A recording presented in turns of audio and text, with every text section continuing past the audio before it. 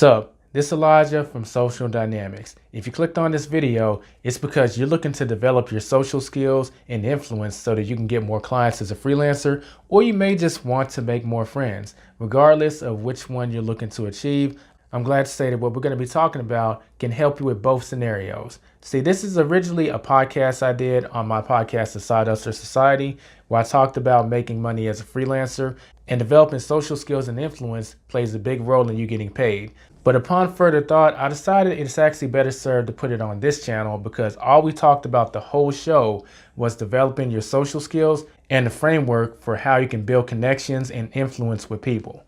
Now that the foundation has been set, I'm going to go ahead and play that podcast. But if you can give this video a thumbs up for the YouTube algorithm, that's greatly appreciated.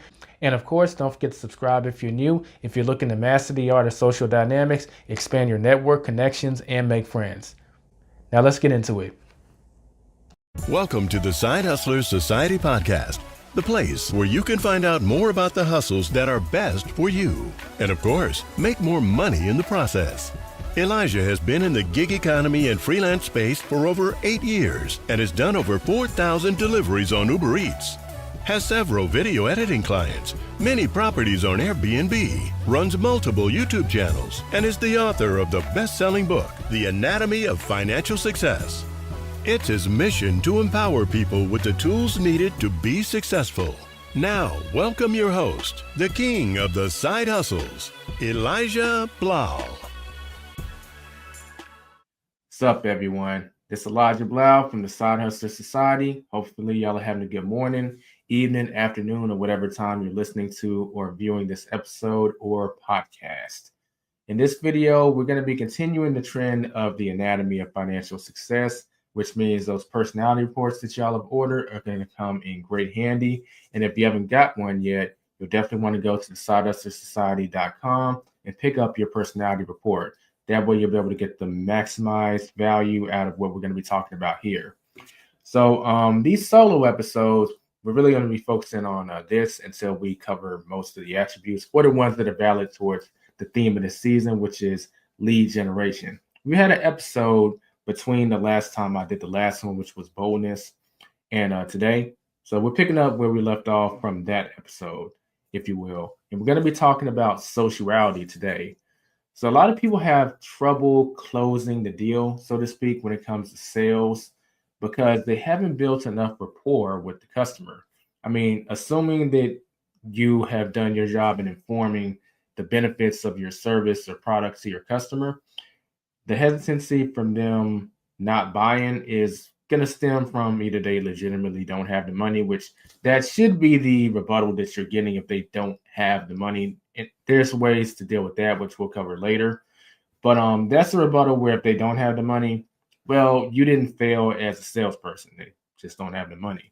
But if it's really anything other than that, it means that they have a limited belief in the opportunity, the service, or the product that you're presenting towards them, or they have a limited belief in you, meaning they don't trust you, which means you didn't build enough rapport.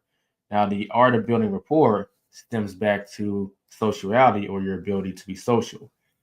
So we don't like to use buzzwords, at least without breaking that down. So how about we pull up the financial personality report and we break down what is sociality. I'm just going to share my screen real quick for you visual people who are watching. You'll be able to see what I'm talking about. Let's see. Well, I guess this would just go smooth if I just share the screen, not share a tab. Click on share. Okay. So this is a piece of the financial personality report.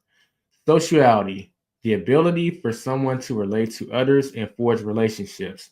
This also speaks to the ability to use one's social skills to make money.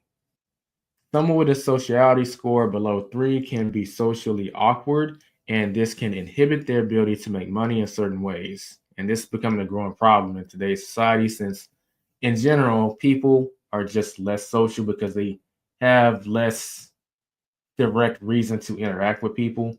They don't have to interact with people anymore as it used to be. It's more optional, and a lot of people are choosing not to, which is kind of contributing to more people being socially awkward.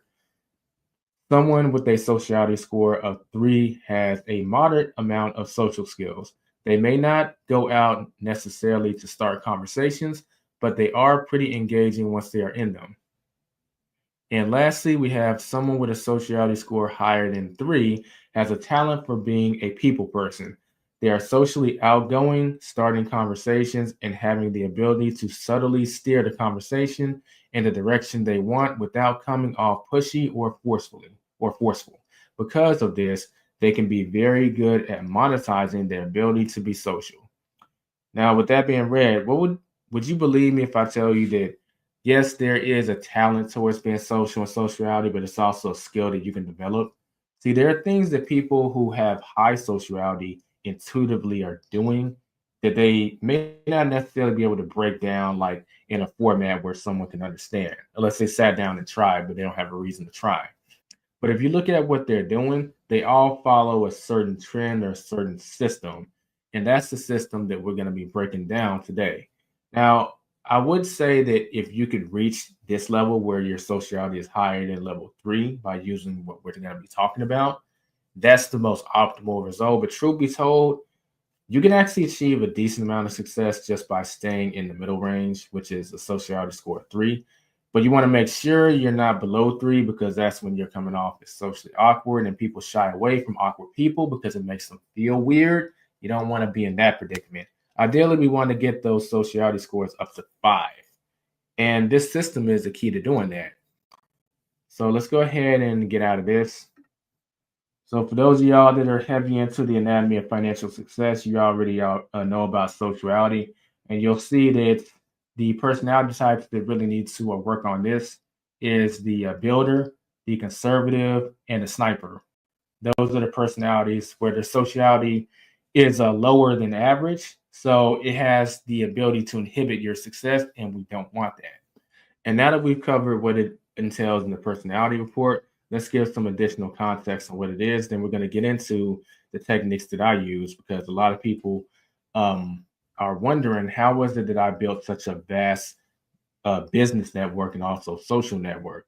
How did I start the Veggie Outers, which is at this point around 300 members, and our turnouts tend to have 20 to 25 people.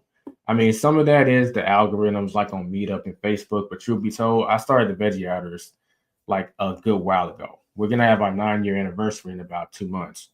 And back then, the stuff I said didn't really exist. Well, Facebook existed, but it wasn't really going to help you find people. The algorithm wasn't really set up for that.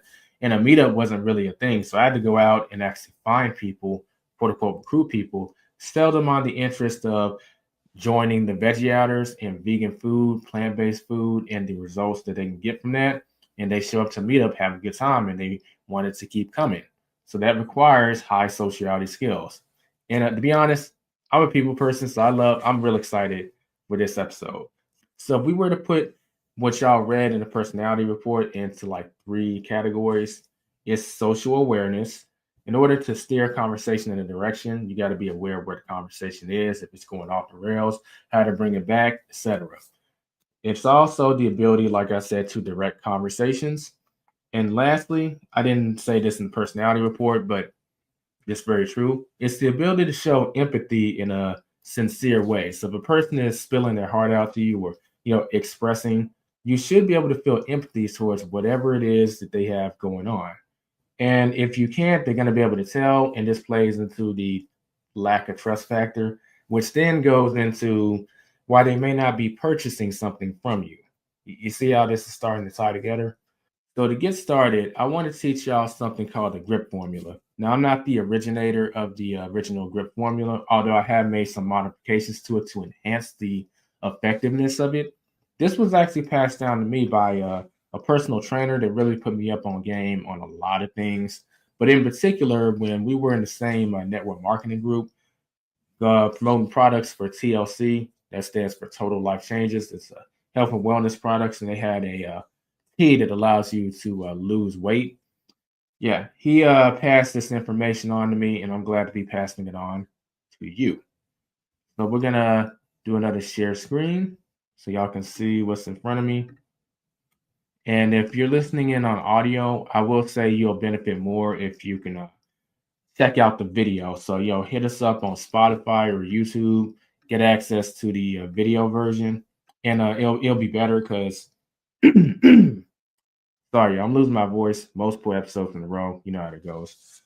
But I have bullet points that I'm going to be sharing on screen, so it will just help that much more for y'all to absorb the information. Okay. Okay, so this is the GRIP formula. As you can see on the screen, it's an acronym. So the G stands for gathering intelligence, the R stands for reduce resistance, the I stands for initiate, and the P stands for position. So we're going to start going through these letters, and we're going to approach it from the perspective that you just met someone, they just met you, a conversation is starting to happen. Now, for this example, we'll use my skill set, which I'm a video editor, okay? And that's going to be the service that I'm offering to the market as we work through this example. Now, believe it or not, you got two options. You can say what it is that you do in the beginning when you introduce yourself, or you can just introduce yourself with your name. And as the conversation goes on, there's a good chance that they'll probably ask you what you do. I actually like to proceed using the second one because it builds a degree of mystery. You can build a lot of rapport with someone before they actually find out what you do when you get into that. Which approach is best?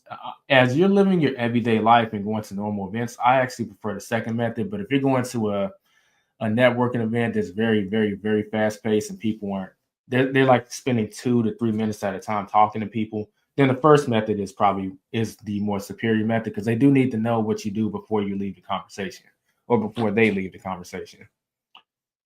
So take this from the perspective that a conversation just started. Hi, my name is Elijah. And you find out what their name is. What you want to start doing is implementing the G in the GRIP formula, which is to gather intelligence. So what does that entail? Okay, too many intels. Let me use a different word. What does that mean? Well, it means that you want to begin the process of finding more about this person in an organic way and building rapport. This is building that trust factor that we talked about, which is holding a lot of people back from making a transaction in the first place. You do this by asking a series of questions to find out more about the person, but there are 5 questions that really allow a person to talk about themselves in an organic way. And people love to talk about themselves. And it's not even an ego thing. We have a problem in society nowadays where the majority of people are not feeling heard and understood. And that kind of makes sense. There's so many like this job scenario, which we're kind of getting people away from on the side of society. This job scenario, you spend most of the time at your job. And how many times are you encouraged to give feedback on how you're feeling or even ways to improve like the workplace, stuff like that? Most of the time it's like just shut up and do your job. That's the vibe that people feel. Now it might not necessarily be the case in all job environments, but that's what people are feeling. Then they go home and either they're single or their significant other is stressed out too. So they're not in the mood to listen to what they have to say. And then it's time to take care of the kids. So before you know it, you've gone through the whole day and you just have these pent up emotions inside. And that usually causes problems in other areas. Well, you're giving them a conduit for them to just share how they feel about something or just talk more about themselves. And most people are going to take you up on that. And of course, in the process, this is going to build rapport with them. So let's get into the questions. First question is, what do you do? That's the obvious one. Now you can ask that in different ways, like, so what kind of career are you in? How do you make that bread nowadays? Or how you make money? Or you can just ask, what do you do? They're going to tell you, what it is that they do. And this is going to serve as the foundation for the other 4 questions that you can ask. And I'm not saying you have to ask all 4 questions. I would say you should ask probably at least 2 of them to build enough rapport before moving on to what would be considered the next step. So moving on with our example, I'll just say the person I'll be talking to is Todd, and he is the lawnmower. He mows people's lawns and makes his money that way. So he tells me he's a lawnmower. The next question I would ask is, how did you get involved in mowing lawns, or how did you get started doing that? Todd may say something like, oh, well, I was always doing it as a kid.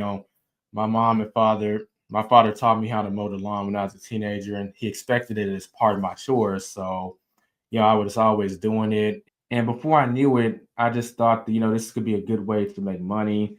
So when I was old enough, I actually started doing my neighbors' lawns, and, they paid me for it. And, I was actually making a decent amount of money by the time I graduated high school. So from there, I just I just continued making money that way. Now, the next thing that I would say is, wow, that's actually a pretty powerful origin story. Like, you actually took a chore that your parents assigned you to do, like when you were younger, and found a way to monetize it, so you'll have like that skill set for the rest of your life, regardless of what you do going forward, huh? Well, yeah, I actually hadn't thought about it that way. Well, I was actually in a similar situation. My father started making me cut lawns around the same age, and even though I didn't go like in the same profession as you, I can definitely relate to that. Plus, it helps you get out the house and get vitamin D from the sun, right?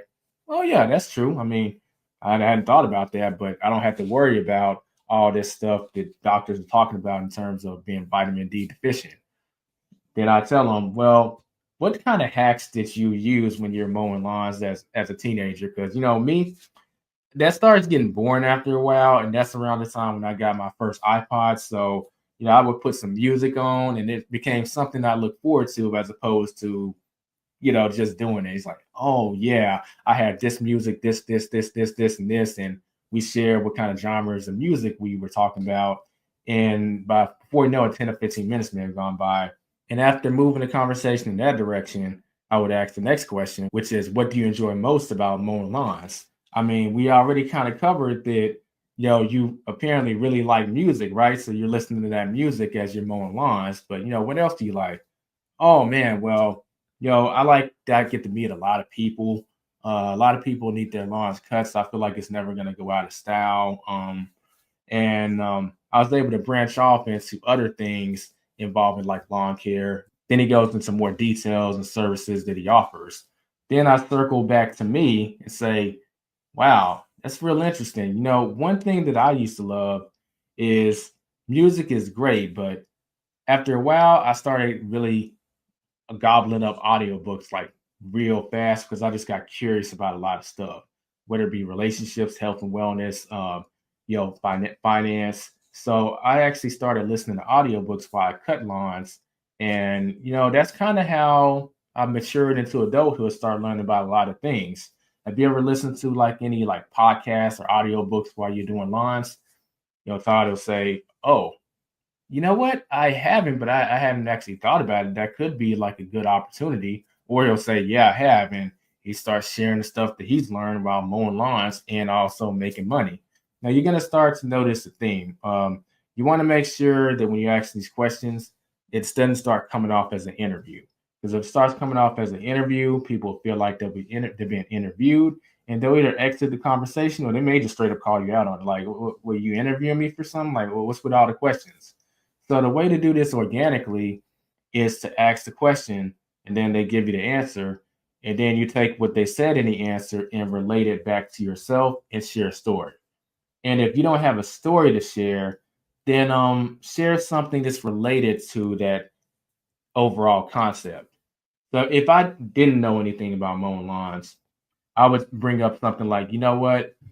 I think it's pretty cool you're a lawnmower. So I used to watch this show called King of the Hill. Like, you seen King of the Hill before? Oh yeah, with Hank Hill, and he is the propane manager of like such and such. Yeah, I remember that.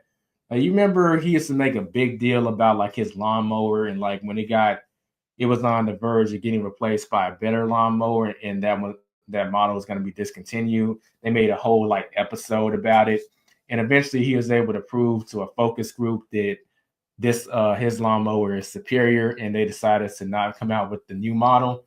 Like, so he's gonna say, oh, I hadn't seen that episode, but that sounds like an interesting episode. Like, what episode was it? Hey man, I can't tell you because I don't have the numbers memorized, but I would say just Google like Hank Hill lawnmower episode. It'll probably pop up, and you can probably watch it on Hulu.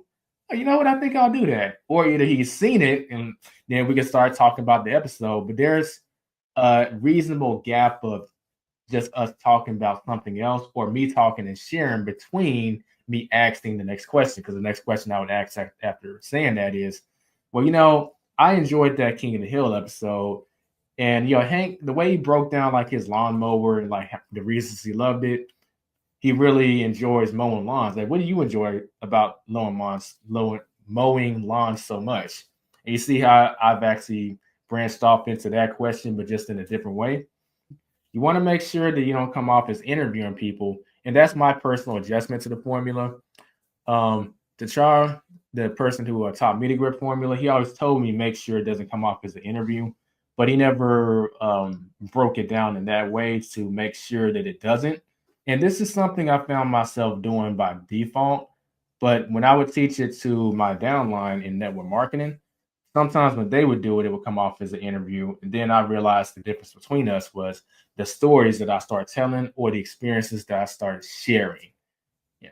So bringing the conversation back to where we were, I would ask eventually, what advice would you give about doing such and such? And this is what I like to call the permission to brag question. You're giving them permission to be the expert and to break down their craft that they desire. And a lot of people love to hear themselves talk, so they're going to take you up on this. And another thing about the grip formula, if you do this, you're going to find that you're going to start to become a well-informed person, because people are going to start telling you about their industries and like these little minute secrets of how to be successful. It's like, before you know it, you're going to start learning a lot. Not enough to where you could do it, but it's just you'll start to be well informed. What I mean by that is you could take this information, and when you go to the next person, let's say if you're talking to someone that's in the industry that's adjacent to the one that we're talking about here, you could actually bring this up like, oh, I was talking to someone and he owns a lawnmower business, and he actually branched off into landscaping, and he told me this, and this, and like you're telling me this, and this, and your industries are pretty like kind of like parallel. So like it's really helping me paint a full picture of like what all this is. Now, when you ask this question, what advice would you give about such and such, in this case about being a lawnmower or a landscaper? If you haven't done so already, this is a great time to introduce what you do. So when they say what you do, you want to find some kind of similarity in what they just told you with what you do. And it might take some creativity to do this, but at the end of the day, you can find a similarity in pretty much anything when it comes to just work in general.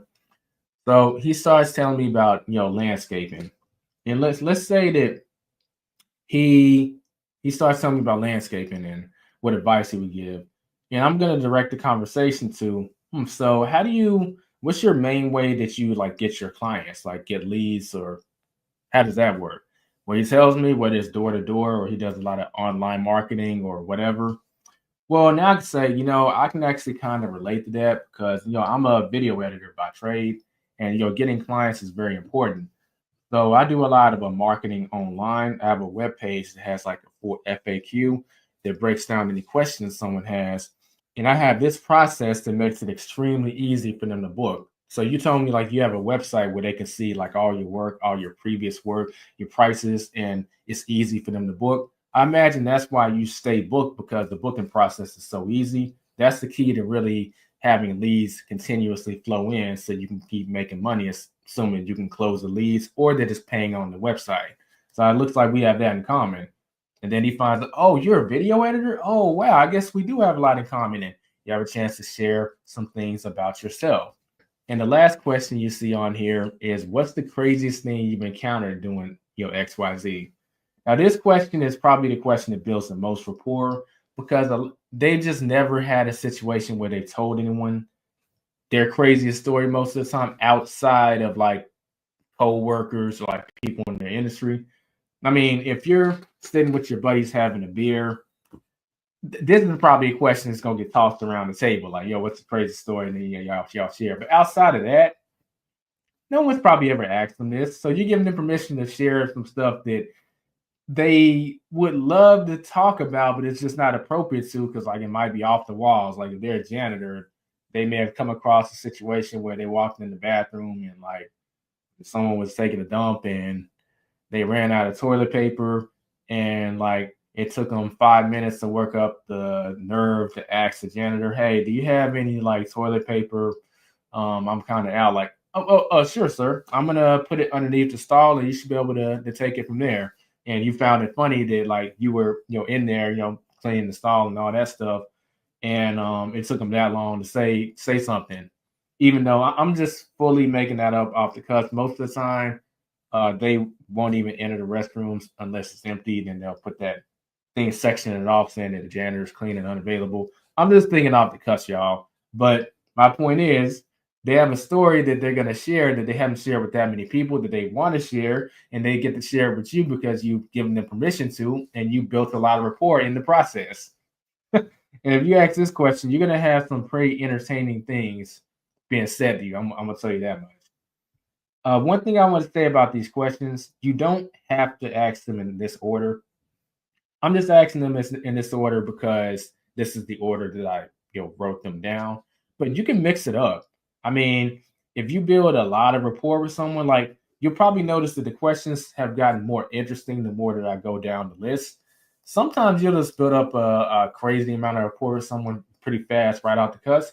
You might skip to like just what advice would you give or what's the craziest thing instead of asking like what do you enjoy the most about it or like how did you get in? Like those are more formal, kind of, I don't want to say boring, but they just lead to more static and robotic answers. The last two can lead to more energetic and emotional answers.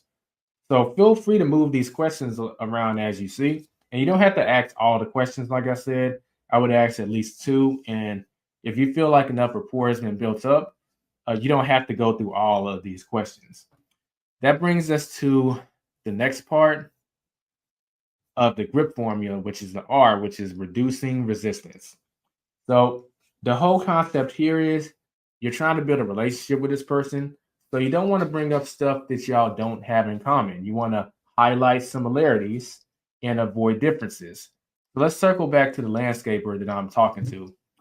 Let's say if the conversation was to go in a direction where, like, you know what, it's pretty interesting because I was looking at TV and I was kind of seeing how like Trump being president is going to impact my business because I have a disagreement with his policies or I have an agreement with his policies and I have problems with Biden or whatever. In general, I personally don't talk politics because somewhere along the line we're probably going to find a disagreement. And plus, I'm not really a political person in terms of it's just not my cup of tea. So if that instance were to happen, I would say, well, I can't really speak on how Trump was going to impact, our industries, but I can say this: in general, it always circles back to us because we're both freelancers, right? So we have the ability to do something about our circumstances versus other people who like work jobs. Whatever happens just kind of goes. You know what I mean? And with that being the case, they're always looking to put the blame on someone else. But we have the power to really change things since we could raise our prices or we can negotiate better or we can negotiate more long-term deals to secure the next 6 to 12 months with our services. So I'm actually glad that I don't have to worry about what Trump's going to do. You know what I mean? And he's like, well, you know what? You got a good point. Then I'll direct the conversation back on track to those questions. That's an example of me avoiding differences. Highlighting similarities. As far as highlighting similarities, I don't really need to go into detail on what that means because y'all saw me doing that throughout the whole like, mock demonstration or social demonstration between me and the made up person Todd. So the key is to highlight similarities. With that being said, the reducing resistance part is more of a framework for you to work in. It's not like any individual steps that you're doing. This is like while you're doing the G in there, which is the gathering intelligence, you want to make sure that you're highlighting similarities and you're avoiding differences so that you can keep with the process of building rapport. If you're not doing these two things, if not highlighting similarities, what'll happen is you'll just be having a conversation, but you won't be building rapport. You won't really be special. You'll be like the same as anyone else that they talk to in their life. Just, they're a cool dude, but like, there's no reason to keep in touch. But if you're highlighting similarities, that's what's building the rapport.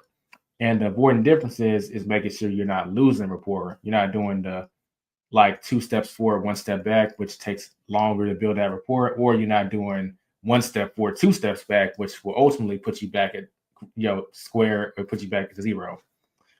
So now that we've covered the first part of the grip formula, the last parts, which is the initiate and the position, are actually going to be saved for a future podcast, because everything we've done right now falls under the category of soft selling. Soft selling is a more prolonged process where you built enough rapport with someone over an extended period of time that when it comes time to prospect them for sale, it's real easy to do. It's more so like, hey, where do I buy the product?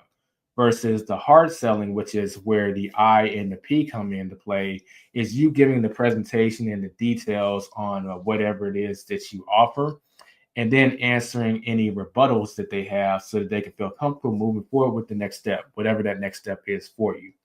We're sticking with the soft selling. It's important to do this soft selling anytime you can, because it makes things so much easier. I mean, there's situations where you don't have time for this. Like if you're working a booth and you're selling a product, or you're selling subscriptions, or you're like getting people to sign up for something, you probably don't have the time to do the first part of the grip formula. So you would be doing more hard selling, which would be doing the I and the P, or you would do the grip formula, the first part, in an accelerated process, which we'll talk about later in the podcast in another episode. So that covers it for the dynamics of sociality. Now, as you engage in this and talk to people and work the grip formula, you're actually going to find that your social skills are going to start improving, because the things that hold people back from increasing their sociality is three things. They lack confidence in their ability to adapt to a situation emotionally. So let's say if you're in a situation that you're emotionally uncomfortable with, well, if you don't have confidence in your ability to adapt to a situation, then you're going to be stumbling and bumbling, and you're not going to want to enter the situation. That actually circles back to boldness, which we covered in a previous podcast episode. If that's a struggle, go back and listen to that episode on what you can do. So it's either that you don't have confidence in your communication skills, which means that when you walk up to someone and y'all introduce yourselves, like what happens next? And you don't know what to do from there. Well, if you follow the grip formula, now you do know what to do from there, because you actually have a system that you can follow. And the last thing that holds people back from developing their sociality is they have a fear of rejection. So what the grip formula does is it gives you the ability and the framework to improve your communication skills in general. Any kind of communication enhancement or sales skills or whatever falls under the grip formula.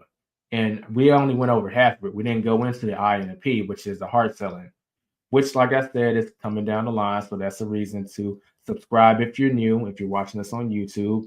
And don't forget to give this video a thumbs up if you're watching on YouTube.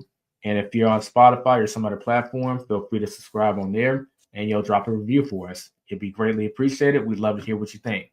So ultimately, you can see the grip formula as the solution for developing your communication skills, and the other two, which is the lack of confidence in adapting to a situation, and lack of confidence in, well, I'll just say you're scared of rejection.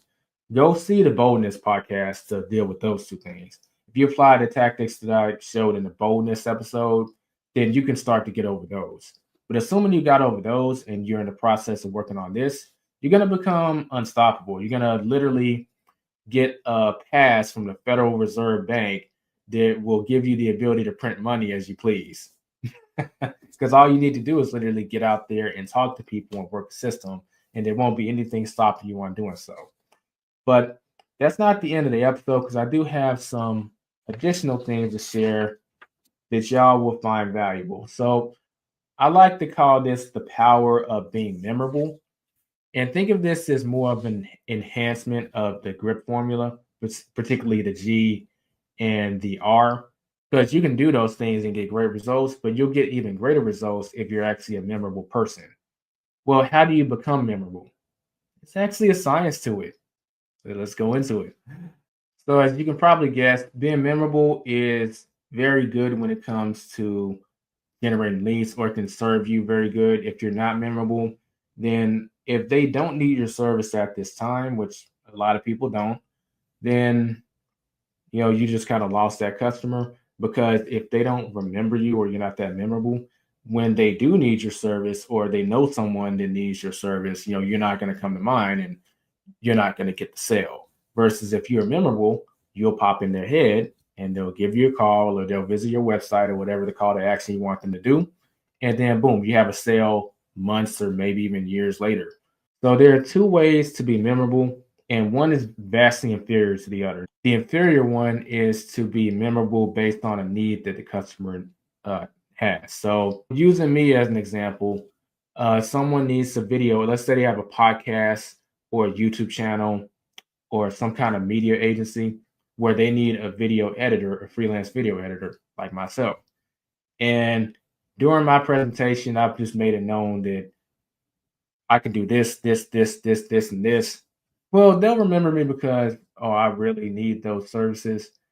And that can go kind of far, but it's just so inferior to the next method we're going to go into, which is being memorable, created by emotions.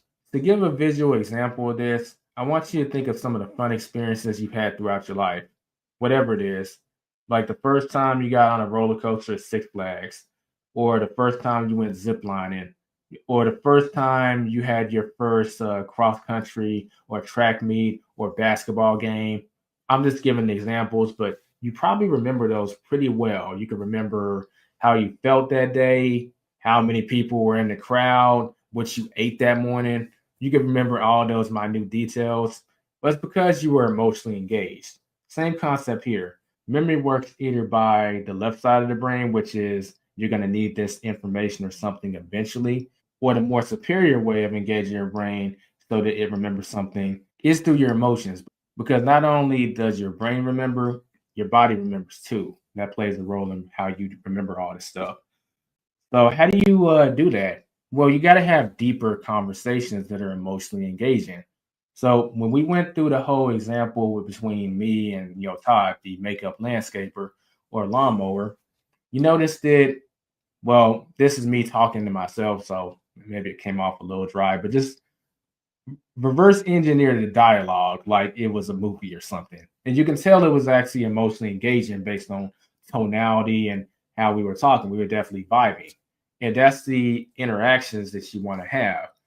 How do you do that? Now, the process of doing this will become easier over time. You kind of find your flow and your own vibe. But I'm going to tell you some cheat codes that will allow you to be a more memorable person by having these deep conversations. Because you know me, I love cheat codes in the right context to life.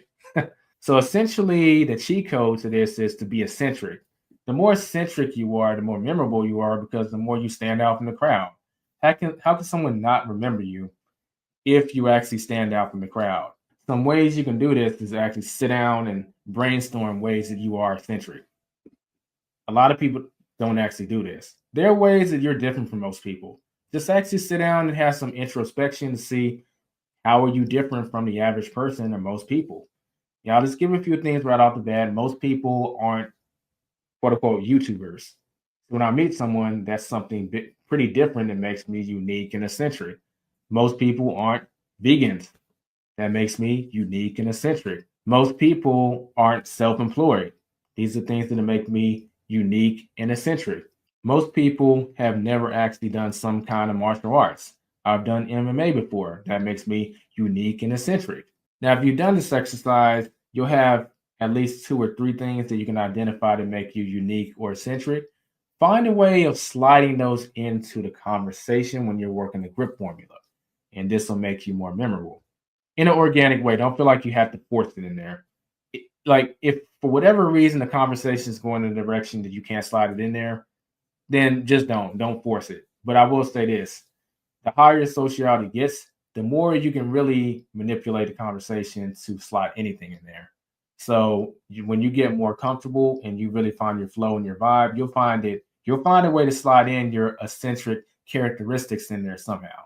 Another way of figuring out exactly what makes you stand out from the crowd is this is a very introspective technique that will kind of actually share the quality of your relationships.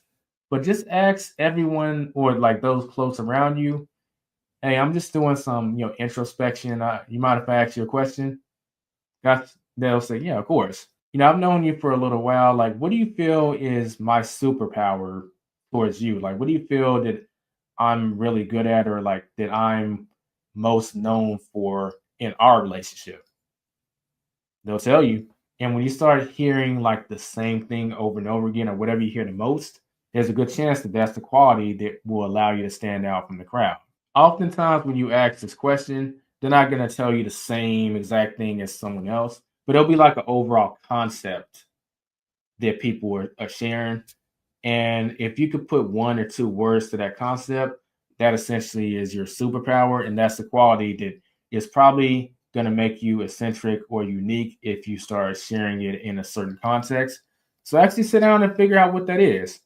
And this is a good way to kind of gauge like the quality of your relationships, because if you've actually known someone for a while and they actually can't tell you, well, it means that either they don't really care, but that's usually a minority of times.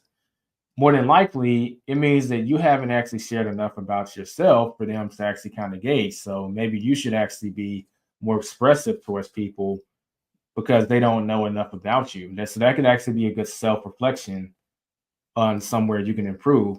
In fact, one of the things about being a more interesting person is to actually pick up a lot of hobbies and see what you like. And then when you like a hobby, just keep doing it. It makes you a more interesting person, and it gives you something to talk about when you're talking to people, and it gives you more ammunition to use in the grip formula. Remember what I said about highlighting similarities? Well, if you're an interesting person, highlighting similarities becomes very, very easy because you have so much to share. The key to being an interesting person is having experiences. That's all it comes down to. If you have experiences, you're going to have a lot to talk about, a lot to share, and a lot to highlight in terms of being similar. But with that being said, I think that's a good place to drop it off for this episode. So definitely probably my favorite episode doing this season, because a lot of people, I see that sociality is becoming a big problem in our society because people don't know how to talk to people, especially with so much technology and this stuff. I'm showing the phone for those of y'all that are listening. The people's social skills are really taking a hit, and I would love to play a role in helping people get those back or develop them. Some people actually never developed them in the first place. But yeah, that does it for this episode of the Side Hustler Society. If you haven't done so already, you'll want to click the link in the description or in the pinned comment to get your financial personality report. That way you can see exactly where you stand as far as these attributes we're kind of breaking down and what you need to work on. And once that's done, you'll find that you'll be able to make more money in the process. I will catch y'all in the next podcast, y'all. Be safe, be profitable, everyone. This is Elijah Bilel with the Side Hustler Society. Peace out. This episode may be over, but your hustling journey has just started. Visit thesidehustlersociety.com to access all links and resources mentioned in the show that will help you on your hustler's journey.